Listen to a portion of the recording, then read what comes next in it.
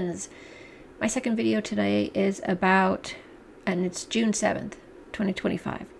It's about the Iran issue and the Israel-Gaza issue.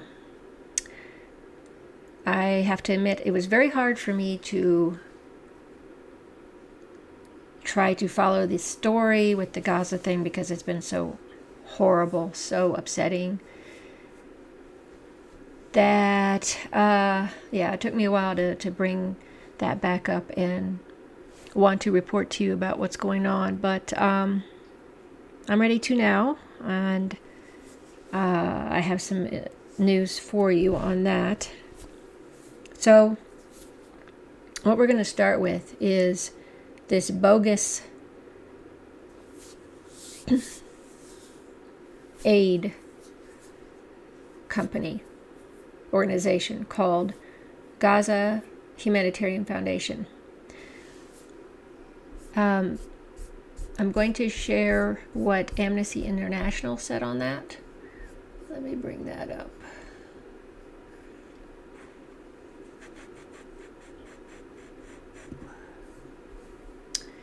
The United Nations and global aid organizations have universally condemned the GHF for undermining established aid distribution networks and violating core international humanitarian principles. Alarmingly, this scheme puts military personnel in charge of aid delivery and approach fundamentally at odds with international humanitarian standards. Disturbing early reports indicate that Israeli forces responded with deadly violence to Palestinians attempting to access GHF-distributed aid. Witnesses report that forces stationed near distribution points opened live fire on starving civilians who approached in the hope of receiving essential supplies. The operation descended into chaos, with thousands of men, women, and children struggling to obtain food. According to the Gaza media office, at least 3 Palestinians were killed. As the occupying power, Israel has obligations under international law to ensure the unhindered entry of food, water, medical supplies, and aid. Its failure to do so may amount to serious breaches of international law and constitutional criminal responsibility. The blockade has only partially lifted, leaving the delivery of food and aid as grossly insufficient, given the unprecedented scale of suffering we are witnessing. Okay, let me just say this.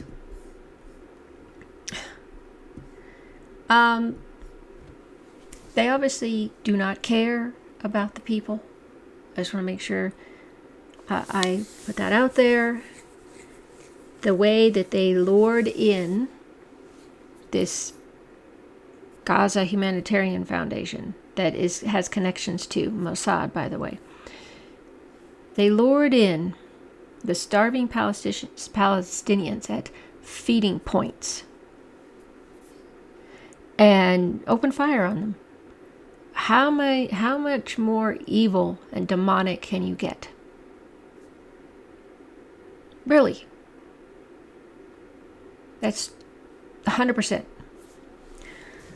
So they closed down, by the way, for a few days.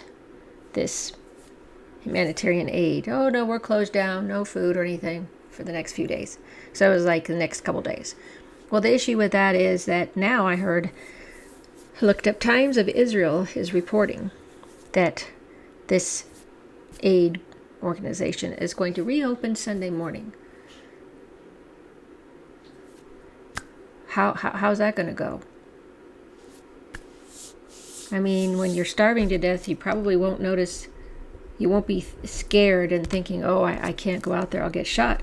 Because when you're starving to death, I assume that's the only thing on your mind.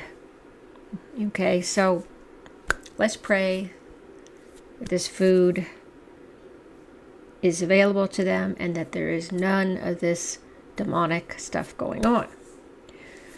Now, the main thing I want to share with you is let's see. I'm going to share with you the update on the flotilla, the Freedom Flotilla, which has about 30 people or so, and Greta Thunberg is on there as well. they are sailing to Gaza to give food to the people. We will see what happens. But first, let me get you this update through Democracy Now! On this. We go to get an update from the Freedom Flotilla boat, the Madeleine, sailing to Gaza with vital humanitarian aid. The Freedom Flotilla Coalition initially planned to sail from Malta last month, but their ship was damaged after it was bombed by drones in international waters. Earlier this week, the Madeleine received a Mayday call directing them to a boat that was rapidly deflating with about 30 to 40 migrants on board. For more, we go to the Freedom Flotilla, where we're joined by Tiago Avila. He's a Brazilian activist and steering committee member of the Freedom Flotilla Coalition. He's among 12 activists sailing to Gaza. The mission also includes the renowned Swedish climate activist Greta Thunberg, whom we spoke to earlier this week. Tiago, welcome to Democracy Now! Israel has threatened to raid your ship. We know what happened to the Mavi Marmara more than a decade ago when the Israeli military raided the ship and killed 9 people on board. Where are you now in the sea? What's happened with these migrants? And how do you plan to challenge the Israeli blockade of Gaza? Thank you so much for having the flotilla here on Democracy Now! For us, it's an honor. You do a very important work. We are here somewhere in the Mediterranean, actually 500 nautical miles from Gaza. If we would go to the north, we will be going to Crete in Greece. If we would go to south, we will be going to Egypt right now. And we are on the 6th day of a journey that will end on Monday, likely on the morning, to get to Gaza. That's our estimated time of arrival. And we are right now with 12 people. Spirits are high, and we are carrying life-saving aid, food, medicine, crutches, prosthetics for amputated children, water filters. And we're doing our best here to be useful for the solidarity movement for Palestine. We are a non-violent direct action mission that not only wants to break the siege, the illegal siege that Israel has put Gaza for 18 years, but also wants to create a people's humanitarian corridor so that all countries, all organizations, institutions, and the social majorities of the world can help and can be in support of the Palestinian people. People cannot stand anymore seeing children starving to death, and it's in their hearts the idea of doing something, and we're part of this doing something collectively with all the demonstrations, all the global uprising, dock workers blocking the cargo vessels to Israel, so many people doing amazing things, disrupting arms factories, breaking the media blockade and spreading true information about the genocide of 8 decades. So we're part of the same thing. And yesterday we received a Mayday call from a boat that was rapidly deflating, and we managed to rescue four of these people. Unfortunately, the rest has been taken and illegally deported back to Libya from Libyan so-called Coast Guard. But the 4 of the ones that we managed to rescue, they were sent to the Coast Guard, and we are asking for refugee for them in Greece. So this was something that happened we did not expect. We sailed for 2.5 hours doing search and rescue operation, despite the fact that only a few of our members here are trained in search and rescue operation, but life comes first. So we changed our course completely yesterday to do and attend to this Mayday call. And in the end, we did what we could, and we were very happy that we managed to rescue 4 people from the water. And the Mediterranean, being on the water, means death very, very fast. So we're glad that we did. Tiago, we just have another minute, but I wanted to ask you about Latin American solidarity with Gaza. Okay, so you get the idea of what happened, what's going on there. Yeah. Amy Goodman reminded everybody of the last time a flotilla came to bring aid to those in Gaza that were their boat was raided and they were shot. I mean, many were killed. And so we are concerned about what's going to happen with these people. You know, you can't help but worry about that. I'm not I was never really big into what Greta Thunberg was doing regarding climate change, because I believe that over the past couple of years, I've learned that geoengineering of the weather, weather modification has been going on for decades. And I think when they say, yeah, humans can cause climate change, well, I consider that part of it, messing with the weather. Also, the earth is doing what the earth always does. I saw a show about a week or so ago, showing that we're actually have been in a cold age, ice age, a mini ice age for a couple of centuries. So, in any case, I commend her for doing this. It's not easy. It takes a lot of courage to do this, and a lot of passion and empathy for people. And whatever anybody can do, we try to do. It's difficult. I will say that online. You can go to the Madeleine, the boat. You can the Freedom Flotilla. That's their vessel, and they have it's a tracker, so you can see where they are right now. They are, well, not too far, but far, so to speak, from the Gaza Strip. We'll be keeping an eye on this to see what happens with their boat. The other story I wanted to share was the Iran issue. It really hasn't been too much going on with, I mean, there's been talks and everything, but there's just so much pushback from the neocons are trying really hard to go to war with Iran. And President Trump is surrounded by this.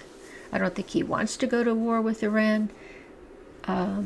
So I just have one story on that I wanted to share, which is out of Russia. Russia Today, it says, Iran lauds Russia for taking aim at U.S. bombing threat. Moscow earlier denounced Washington's suggestions that it could target Iran's nuclear facilities as irresponsible. I can't even believe that they said that. That is irresponsible, yeah. Stupid and just outrageous is other words I have. Anyway, senior Iranian lawmaker Abul Fazl, I can't pronounce those, has thanked Russia for condemning American threats directed at the Islamic Republic over its nuclear program. Speaking exclusively to RT, he also suggested that Washington was attempting to lure Tehran into a propaganda trap. The two countries began negotiations in Oman in April. U.S. President Donald Trump has warned that if Iran does not make a deal, there will be bombing. He had said that a while back. In an interview with RT on Friday, Zarbanban, who is a member of the Security and Foreign Policy Committee of the Iranian Parliament, praised Russian Foreign Ministry spokeswoman Maria Zakharova for clearly articulating Moscow's opposition to the threats. The lawmaker also warned that Iran should be cautious not to fall into the trap set by the U.S. The atmosphere that is being created by the Americans cannot be deemed credible, he said, stressing that this was his personal opinion. Speaking during a press briefing on Wednesday, Zakharova described threats to target Iranian nuclear facilities as irresponsible, emphasizing that such a strike would lead to catastrophic consequences for the whole world. For sure. It should be obvious to everyone that the path toward the resolution of issues surrounding Iran's nuclear problem is through diplomacy only. Yes, she is right, and speaking logically, sanely. Following a phone conversation with Russian President Vladimir Putin that same day, Trump wrote in a post on his Truth Social platform that President Putin suggested that he will participate in the discussions with Iran and that he could perhaps be helpful in getting this brought to a rapid conclusion. Speaking to reporters on Thursday, Kremlin spokesman Dmitry Peskov confirmed that President Putin said that we are ready to use our close relations with Tehran to help contribute positively to the ongoing talks.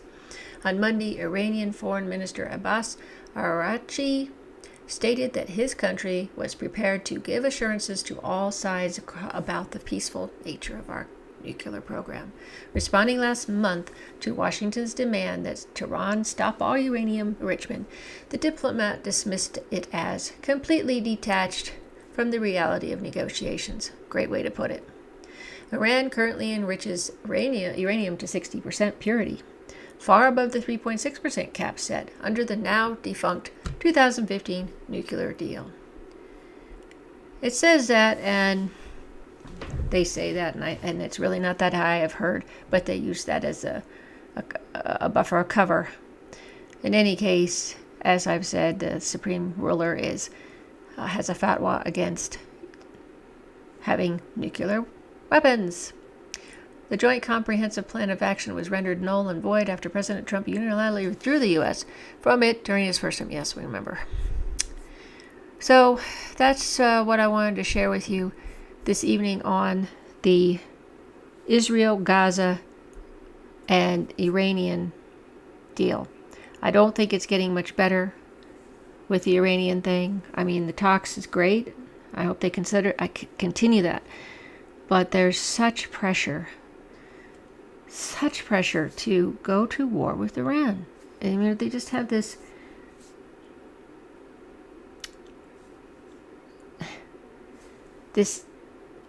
hatred for Iran and Russia, the West.